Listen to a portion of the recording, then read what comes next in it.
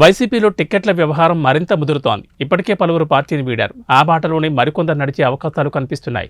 తాజాగా రాయదుర్గం ఎమ్మెల్యే కాపు రామచంద్రారెడ్డి కూడా వైసీపీకి గుడ్ బై అంటూ వ్యాఖ్యానించారు.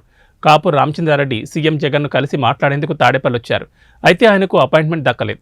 దాంతో ఆయన తీవ్ర ఆవేదనతో మీడియాతో మాట్లాడారు.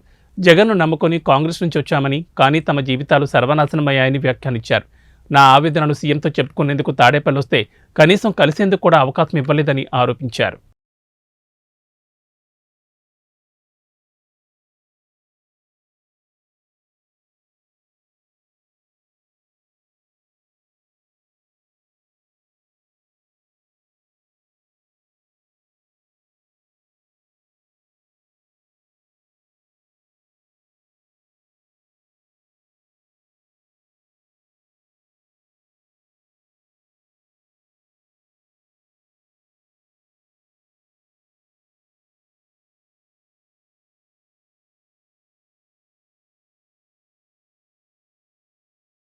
సజ్జల రామకృష్ణారెడ్డి గారు వచ్చి చెప్పారు. ఈ విషయాన్ని విని వచ్చేసాను.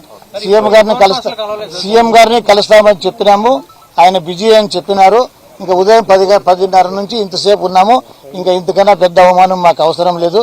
కాబట్టి మాకు నమ్మించి తీసుకొని వచ్చి నమ్మినందుకు మా గొంతు కోయడం ఒకటే మిగిలింది. మా జీవితాలు సర్వనాశనం అయిపోయినాయి ఇక్కడికి. కాబట్టి ఇప్పటికైనా కూడా మేము సొంత నిర్ణయాలు తీసుకొని స్వతంత్రంగా బ్రతకాలనుకున్నాం. కానీ కాబట్టి తప్పకుండా మేము